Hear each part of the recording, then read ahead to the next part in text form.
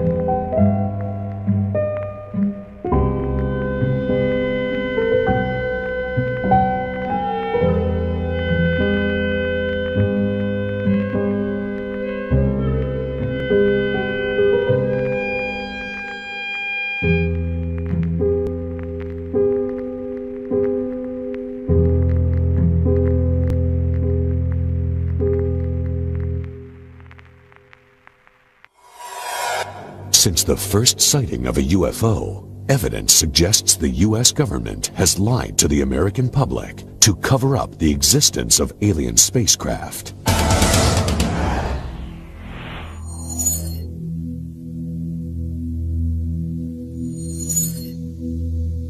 Our government has flat out lied to us for 40 years or more.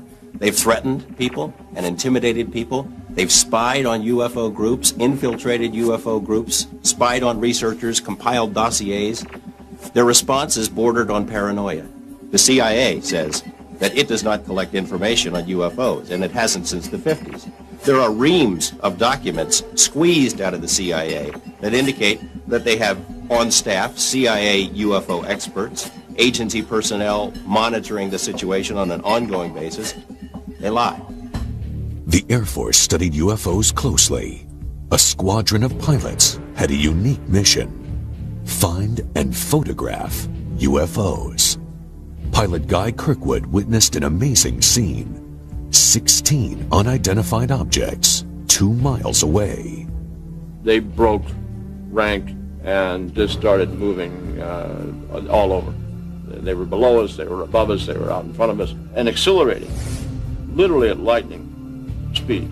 And a dot in the distance, maybe several miles away from you at that point, maybe a pencil point, all of a sudden closing on you at the rate of several thousand miles an hour, and a 36-foot object, which is basically almost the same size as our aircraft, with a 36-foot wingspan.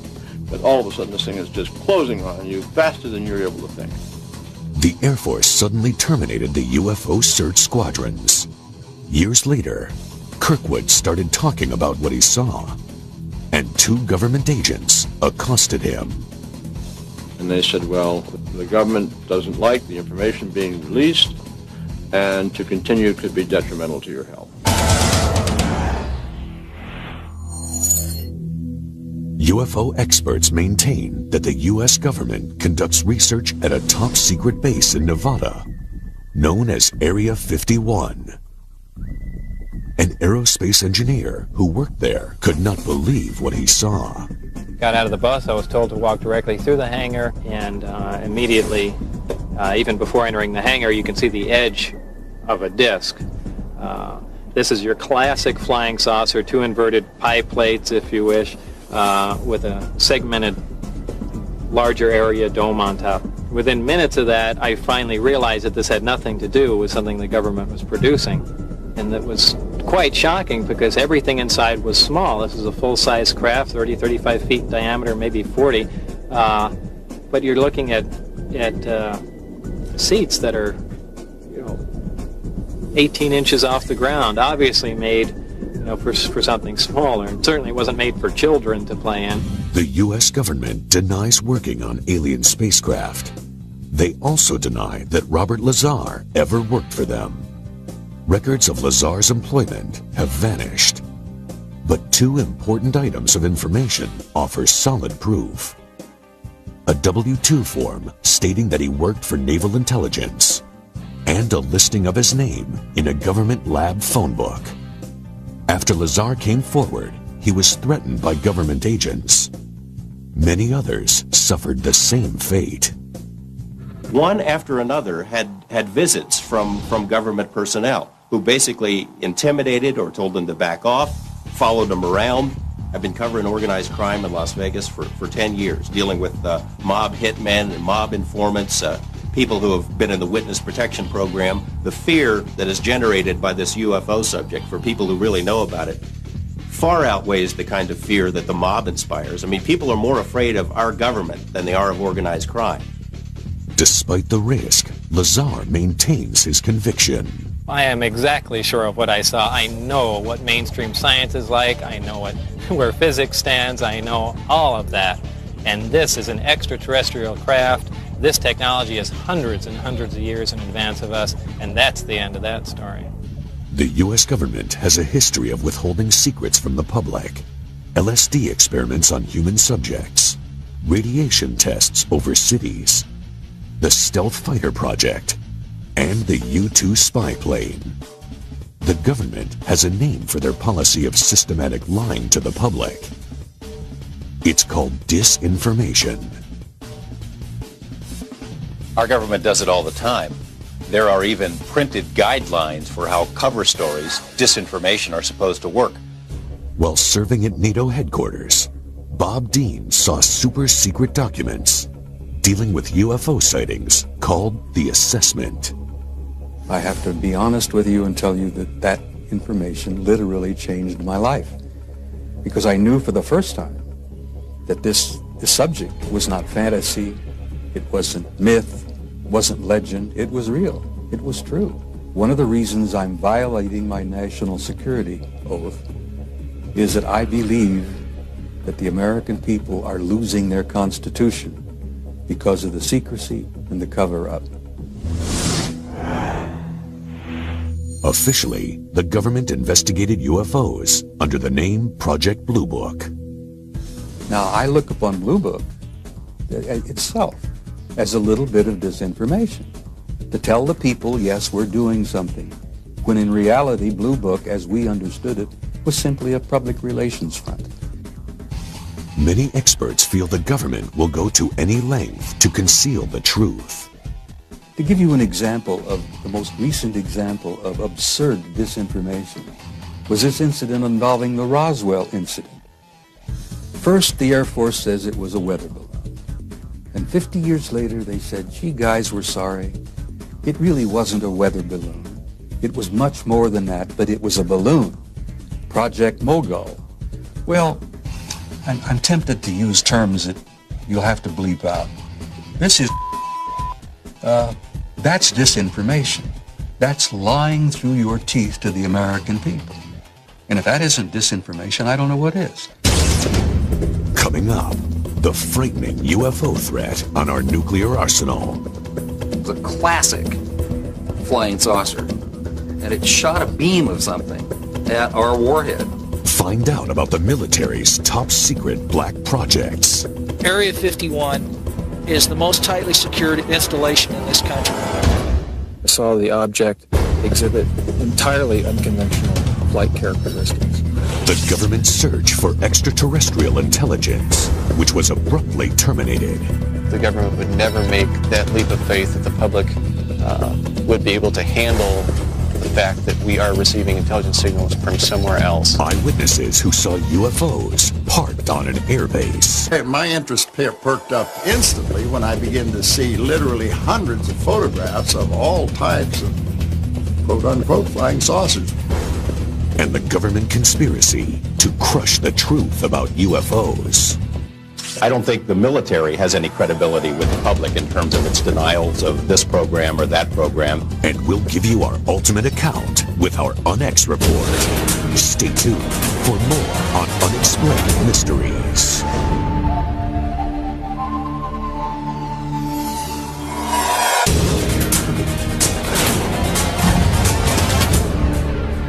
Unexplained Mysteries, Undercover UFOs. The long-time U.S. policy of lies and disinformation may have put the public in danger. Security at several U.S. nuclear missile bases was breached when eyewitnesses reported bright lights just 200 feet from the missile silos. The speed it took off with, I've seen F-16s fly high rates of speed. And this was here and gone from a dead still hover.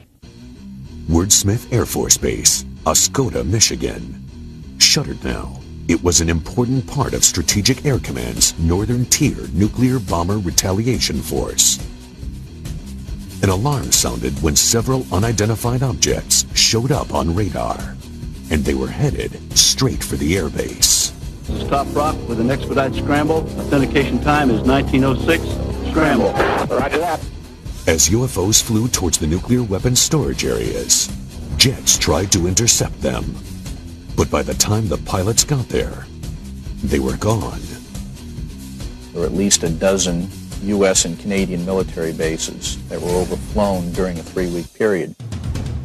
Air Force personnel reported numerous sightings and radar contact of the UFOs in official documents. All of the incidents took place near nuclear weapons facilities. When one object came low over a weapons storage area that appeared to demonstrate a clear intent over this area, meaning it seemed to have intelligence. I was awakened in the morning by a bright, glowing orange colored light. Looked out over the creek. There was a large, glowing orange oval-shaped object. It hovered over there for, I'd say, good 3 to 4 minutes. It sped off at a high rate of speed, heading away from the airbase. I was scared. There was fear running through me. In their public accounts, the Air Force officially denied all the reports. It's very difficult to find military witnesses because they're, at the time, covered by regulations. I decided, along with several other researchers, to file Freedom of Information requests with the Pentagon. The Air Force document stated, quote, penetration of sensitive areas during the hours of darkness have prompted the implementation of Security Option 3 at our Northern Tier bases, unquote.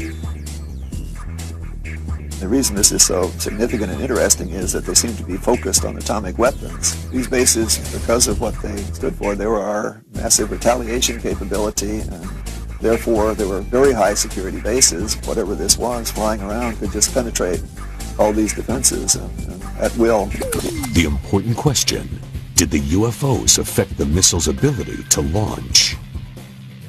Malmstrom Air Force Base had several intrusions near missile silos, one involving an object which, according to one witness, hovered over the silo and somehow managed to change the tracking numbers on the missile. According to the witness, the missile had to be removed and retooled to make it work again. And to see this, not in UFO books, but in government military messages, was a real eye-opener. And I think that if the public had known that at the time, there would have been great alarm. Black Projects, that's the name for secret military development efforts. Certainly some of these things are going to look very strange. They're very unlike aircraft with which people are familiar. There seems to be a connection between Black Projects and UFO sightings. Well, certainly the history of the flying saucer phenomena suggests that in the past, classified programs resulted in a lot of reports of flying saucers. And if you see all of the instances where conventional aircraft have been misinterpreted as flying saucers, it's quite easy to understand how unconventional aircraft could receive a similar misinterpretation. In the Nevada desert, we have things out there that are literally out of this world. Groom Lake, Nevada, also known as Area 51. where experts believe the military is working on top secret projects. They have a hangar near the south end of the ramp that appears to have doors that are almost 200 feet tall, 400 feet wide. You can put anything in there. One of the problems associated with Groom Lake is the fact that it is a place that does not officially exist. Area 51 is the most tightly secured installation in this country. It's guarded both over the air and on the ground by elite Air Force security police and Department of Energy special response teams. If someone came to me and said there's just absolutely nothing that's secret, and they decided they were going to hike into Area 51, I think that could be the biggest and perhaps the last mistake they are going to make in their life. There are rumors of a secret project called Aurora, in which the Air Force is said to be inventing a craft using highly advanced technology.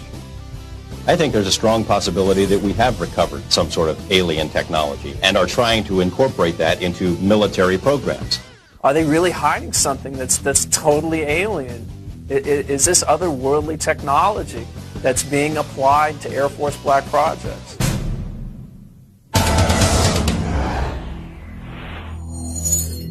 Sonic booms have been reported in Los Angeles, evidence of high-speed, unidentified craft.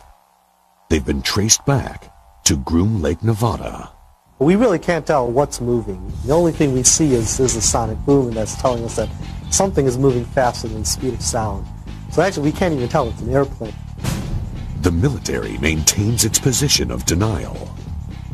Every time that there's a story about Aurora or the TR-3A Black Manta in the Popular Science or the New York Times or something else, Congress calls the Pentagon on the carpet and says, what's the deal? They want to know if these planes exist. And every time they've asked about those planes, they've been told there is no such thing. The military has established a pattern of denial concerning these highly capricious wild aircraft beginning in the late 50s and continuing to this day. Two UFO experts investigated Area 51 up close. They saw several red-orange objects in the sky. They started at great height, seemed to descend, and then flared out. It was startling.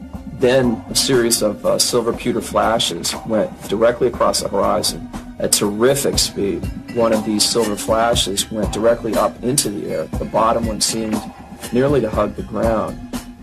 When they tried to leave the base, they were stopped by security. Boom. Headlights come on. There was an M16 pointed at us. And here we were faced with a life and death situation. But we also knew that we had crossed the line back into public domain, and therefore we were saved. 3 months later, Mark Farmer saw the same red-orange flying objects. I saw the object exhibit entirely unconventional flight characteristics. At times it would wobble around in the sky and appear very unstable. At other times it would be in a rock-hard hover. It was an oblated sphere, multicolored, crimson on bottom, blue-green on top, much brighter than anything else in the sky. Robert Lazar, the aerospace engineer who worked at Area 51, is convinced that these objects were experimental Air Force craft developed from alien technology. He claims there are at least 9 flying saucers stored there. I was part of a back engineering group, and our job was basically to look at these recovered discs, and I say recovered because I don't know really where they came from, whether they were given to us, we found them, shot them down, who knows what. But our group basically was to back engineer them, which means to start with a finished product and go backward and see how it was fabricated, and try and duplicate some of that technology with earthly materials. To me, Bob Lazar is credible. Over the past couple of years, I've spoken to literally dozens of people who have worked at that facility out there in Nevada. I think the technology at Area 51 originally came from somewhere else. The military disavows any knowledge of the alien technology program.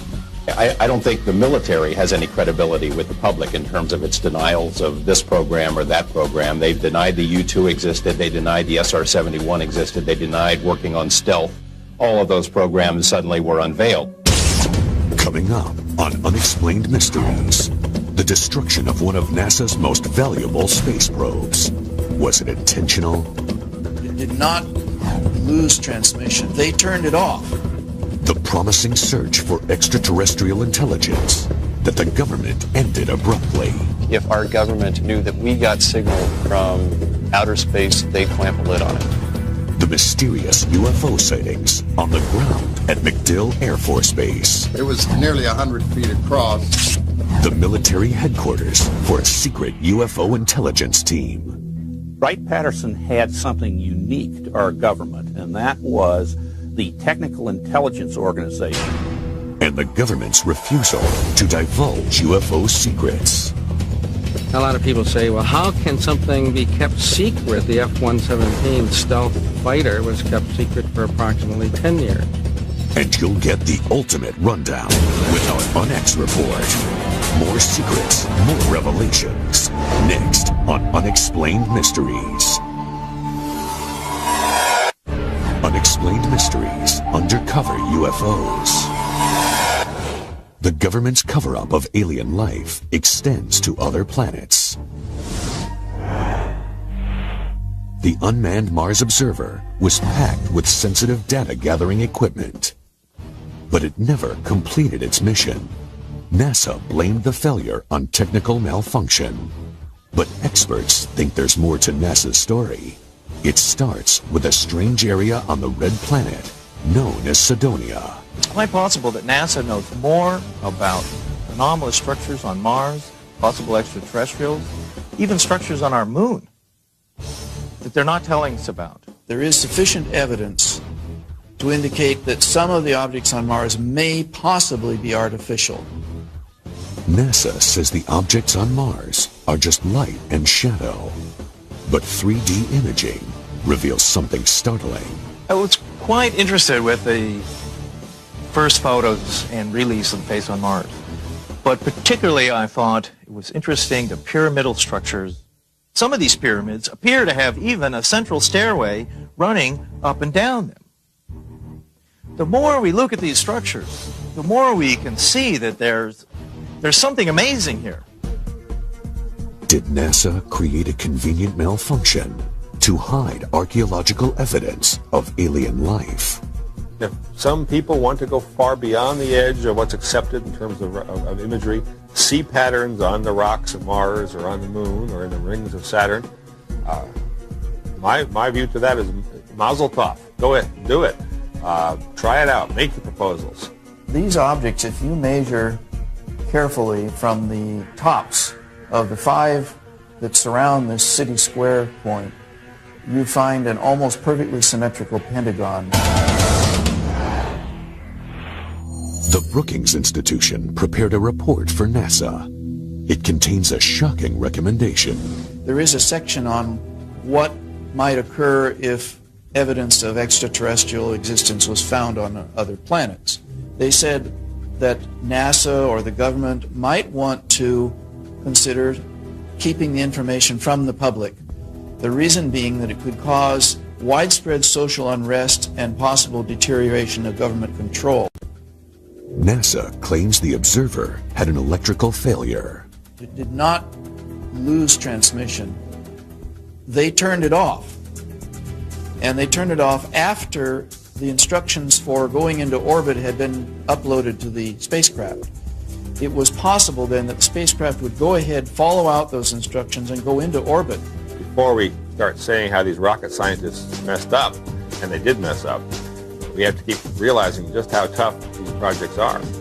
That we're doing things out there in space every time we do it that no one even thought was possible a few years or decades ago. The search for extraterrestrial intelligence. Huge radio telescopes aimed at the sky. Their purpose? To capture radio signals from alien civilizations. But the program is shrouded in secrecy. I think if our government knew that we got signals, a dedicated signal from outer space somewhere, they'd clamp a lid on it. Our source, a space program engineer, knows the risks. If the powers that be knew I was talking to you, there would be a high price for me to pay. After years of denying the existence of UFOs, the government abruptly decides to spend millions on searching for aliens. But there's a catch. It's very hard to believe that the government would allow something this extraordinary to be released to the general public without scrutiny and censorship. In the Mojave Desert, the government set up Goldstone Station on a military base. It's RF quiet, which means there's not a lot of background noise when they're looking for signals. It's really ideal for this type of search. Soon after coming online, the telescopes picked up signals called hits. There were hits that were taken seriously. There were 3-4 hits, to my knowledge, that were strong, and it could potentially be a signal from an extraterrestrial intelligence. Then, the government suddenly shut down the program. It was a cheap shot for the budget posers, for the so-called deficit hawks. It's always easier to make fun of something that you or enough of your constituents don't understand. But some experts take issue with that explanation. If they embrace the concept of looking for alien signals, they also have to acknowledge the fact that the alien signals are coming from an extraterrestrial intelligence somewhere. And for certain people, that's not something that they want to either believe in or allow anybody to know that they believe in. Some people believe the National Security Agency killed SETI because it feared the public would panic. Their history and action in the past is a good warning of what they would do if something like this happened. SETI was resurrected by several major corporations and renamed Project Phoenix. But the government maintained a strong, though unpublicized, presence. If the hits do come down, they will be suppressed, and I don't think anybody will take a chance. The government would never make that leap of faith that the public would be able to handle the fact that we are receiving intelligence signals from another race, creature, something from somewhere else. Next on Unexplained Mysteries, the Air Force officer who saw a number of UFOs. My gosh, those are flying saucers. Those things really do exist. Or were they experimental military planes? A lot of people say they're from deep space, but they could just as easily be from this world. Find out how the military dealt with questions about the aircraft. They had no record of such an aircraft ever existing. And we get to the truth about the UFO conspiracy in the UNX Report. Next on Unexplained Mysteries. Unexplained Mysteries Undercover UFOs. Reports are increasing of UFOs spotted at air bases, but with a striking difference. These craft are on the ground. MacDill Air Force Base, Florida, 1967. An officer witnesses an inconceivable sight. We were near a restricted area of the base, and all of a sudden we saw 4 aircraft parked out there, and our immediate reaction to each other was, my gosh, those are flying saucers. Those things really do exist. Pickett published the Air Force Base newspaper. He wanted to do an article about the craft he'd seen, including photos. I was called up to the Adjutant General's office. He went over to a file cabinet and got out a whole bunch of photographs. And he proceeded to lay these photographs out on a large table so that I could look at them. Well, of course, my interest perked up instantly when I began to see literally hundreds of photographs of all types of quote-unquote flying saucers. The Air Force refused to allow Pickett to publish the article. That night, eyewitnesses in Miami reported a large number of UFO sightings. At the airbase the next day, the flying saucers were gone. The images have haunted Pickett for years. Desperate for some kind of explanation, he recently contacted former Air Force intelligence officer George Filer. A lot of people say, well, how can something be kept secret for 50 years? Well, I point out that the F-117 stealth fighter was kept secret for approximately 10 years.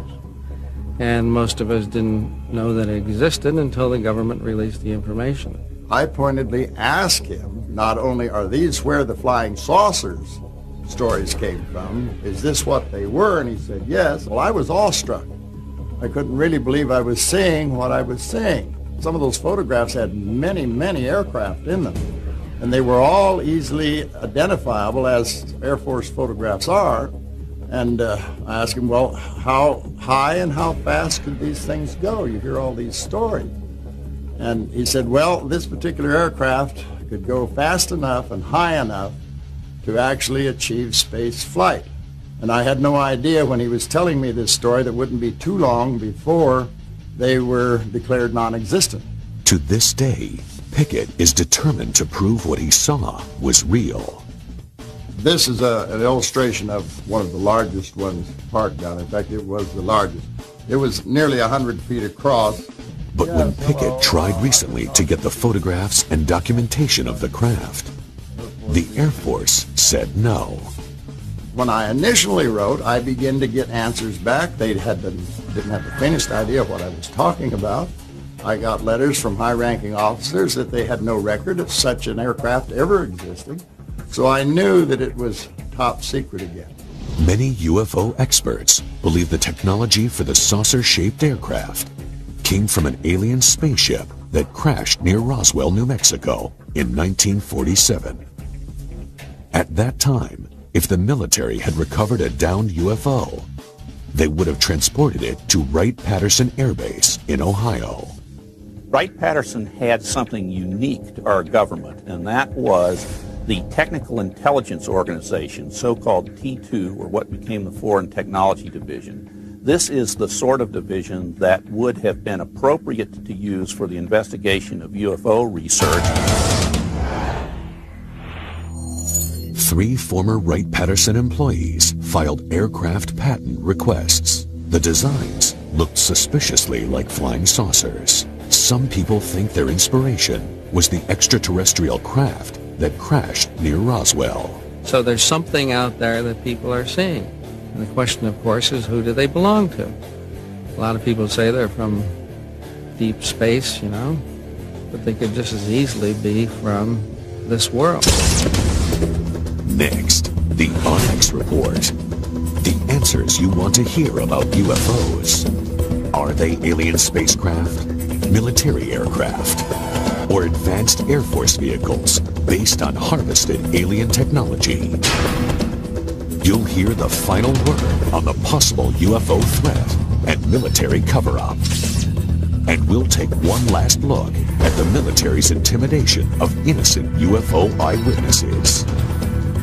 We'll wrap it all up for you with our Onyx Report when Unexplained Mysteries returns.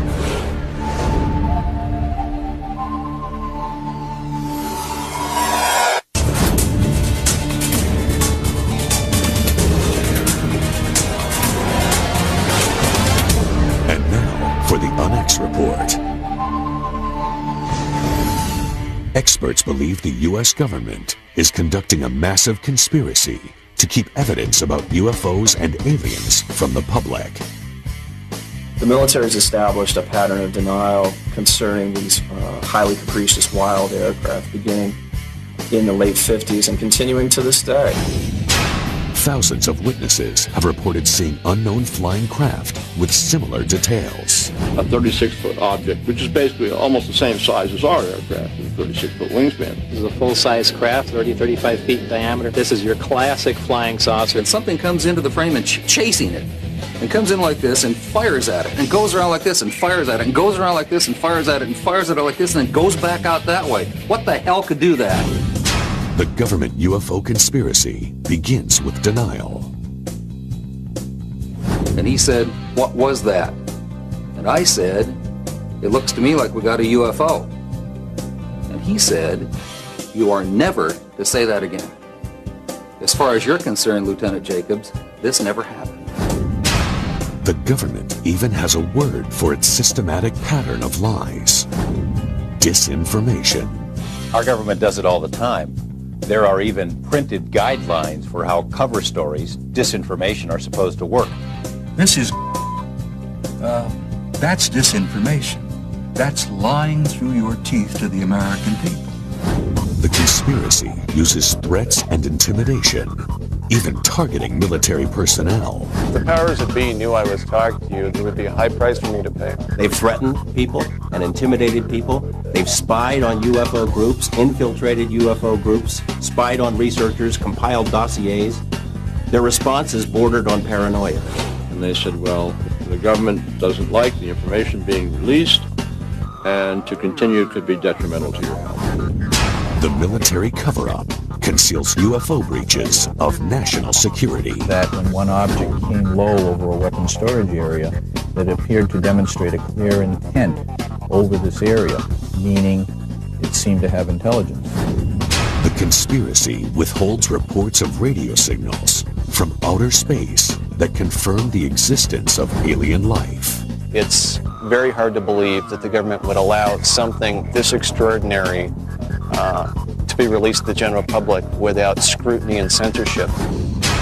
And the government denies the reverse engineering of their infamous black projects. I think there's a strong possibility that we have recovered some sort of alien technology and are trying to incorporate that into military programs. I got letters from high-ranking officers that they had no record of such an aircraft ever existing. Secrets can be kept. Secrets are kept. And every time they've asked about those planes, they've been told there is no such thing. Why does our government hide information on extraterrestrial life from us? The reason being that it could cause widespread social unrest and possible deterioration of government control. How do you prove a government cover-up when their tools are denial and disinformation? Only facts made public will verify the conspiracy.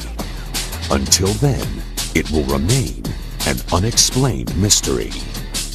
Our government has flat out lied to us for 40 years or more.